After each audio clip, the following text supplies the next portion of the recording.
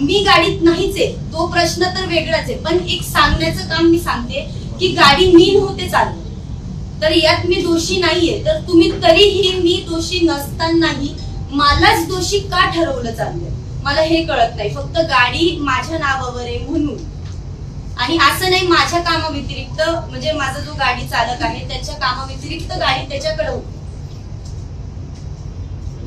तुमच्याबद्दल जे चंद्रकांत पाटलांनी जे विधान केलं, तुम्हाला ताब्यात घ्या वगैरे, त्यानंतर तुम्हाला काय वाटतं? मला वाईट कोणाला नाही दादा, साहजिक वाईट वाटणार, प्रत्येकाला वाईट वाटतं की आज आपल्या बाबतीत काही ना काही उठवलं चाललंय. विषयच नाहीये, फक्त एवढंच मला म्हणणं आहे की तो त्यांचा वैयक्तिक प्रश्न आहे की ते बोललेत की जे काही बोलले असतील ते त्यांचं, आणि असं नाही कोण नाही बोलत. मला तुम्ही इथं सगळे, तुम्ही आता नवीन नाहीये माझ्यासाठी. मी जशी व्हायरल झाली आहे, माझी ही 3री वेळ आहे इथं, तुम्ही बघताय. मी आतापर्यंत ट्रोलच होत आले. मला कोण चांगलं म्हणतं का? नाही म्हणत, मला सगळे वाईटच म्हणतात. मी चांगलं नाचली तरी मला वाईट म्हणतात, आणि मी वाईट नाचली तर ते विचारायलाच नको. मग हा विषय म्हणून मी लक्ष देत नाही या गोष्टीवर.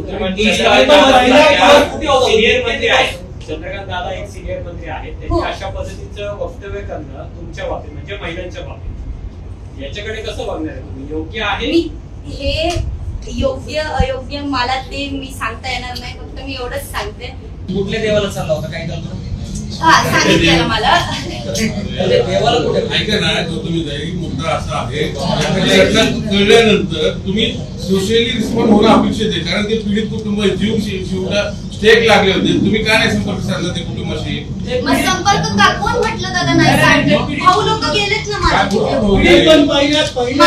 पहिल्या दिवशी फक्त मदतीचा हात तुम्ही पंचायत पुढे त्याच्यानंतर त्यांनी जे काही सांगितलं काय असं झालं की तुम्ही रिस्पॉन्स करणं बंद केलं? जर तुमच्या नावाची बदनामी, जर तुमच्या नावाची तुम्ही म्हणताय ना सगळ्या गोष्टी बरोबर आहेत, जर मदतीचा हात मी पुढे गेला, चला नाकारली, कायदेशीर म्हटले तर मी कायदेशीर चालते, विषय संपला.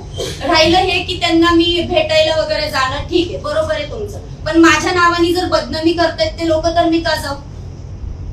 सुरू केली त्यावेळेस तुम्ही रिस्पॉन्ड नाही झाला, त्यावेळेस कोण म्हटलं दादा? लगेच तर न्यूजला सगळं, लगेच तर हे झालं दुसऱ्या दिवशी का काय?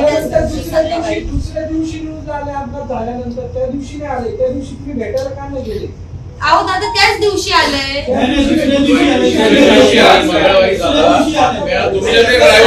गाडी पळून नेण्याचा प्रयत्न केला, पोलिसांनी ती शोधून काढली. मी ड्रायव्हरची चूक आहे, मी पूर्णपणे सांगते तुम्हाला, ड्रायव्हर चुकीचा आहे. तो ही जी घटना झाली त्यावेळेस त्यांनी असं सोडून जायला नव्हतं पाहिजे, हे मी त्याला पूर्णपणे, मी अजूनही त्याच्या कॉन्टॅक्ट मध्ये नाहीये, मी त्याच्याशी बोलतच नाहीये. मलाही त्या गोष्टीचा आज असं नाही, गाडीचं पण फार नुकसान, ते समोरच्यांचं नुकसान झालंय, आणि ह्या सगळ्यामध्ये फक्त मीच पिसली गेली.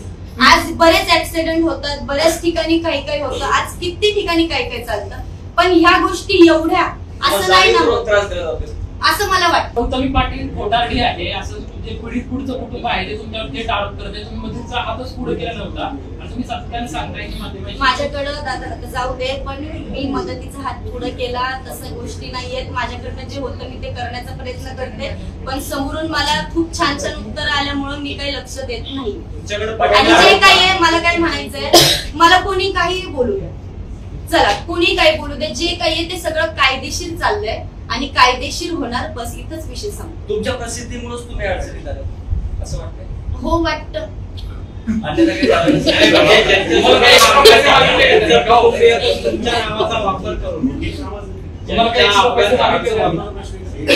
तुम्हाला एक्स्ट्रा पैसे मागितले का घरच्यांना?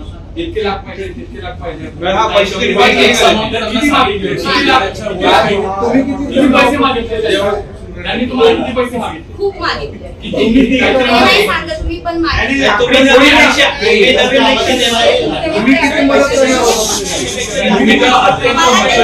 मिनिट, मी डायरेक्ट त्यांच्या कॉन्टॅक्ट मध्ये नाहीये त्या लोकांच्या. जे काही आहे ते मला खबरी इकडनं एक खबर येते, त्यांचा आकडा काही व्यवस्थित नाहीये, एकच आकडा नाहीये त्यांचा. मधीच ते 19 लाख म्हणणार, मधीच ते 20 लाख म्हणणार, मधीच ते आता 10 लाख म्हणणार, असा त्यांचा आकडा आहे. कोण म्हणते आणि हे कोण म्हणते हे कोण म्हणते हे माझ्या भाऊ लोकांपर्यंत निरोप येत हो, पण- आहे आणि ते माझ्यापर्यंत पोहोचतात. ऐका ना, कोणी मागितले पैसे तुम्हाला? हे कोणी मागितले? 20 लाख 19 लाख ते समोरचे लोक आहेत. त्यातलं कोण म्हणजे कोणी आहे का त्यांचं? कोण मागते? त्यांच्यातले कोण पैसे मागतात आणि तुमचा कोण भाऊ आहे ज्याला हे पैसे मागितले जातात? परत मग असं होतं माझ्या भावाला मागितले, मला फोन नाही आला. माझा मानलेला भाऊ आहे, विषय तो नाहीये. पण आता आम्हाला त्या मानलेल्या भावाची मुलाखत करावी लागेल. हो घ्या ना, काही विषय नाही काय ते आलेत का? नाही तर नाही. मी पाठवून देतो. तुम्ही न्यायालयामध्ये काही पुरावे मांडणार आहे का याच्या संदर्भात जी काही मागणी झाली हो हो हो, जे काही कायदेशीर असेल ते कायदेशीर चालणार, काही विषय नाहीये. जे पोलिस म्हणतील ते मी नेहमी सहकार्य करायला तयार आहे.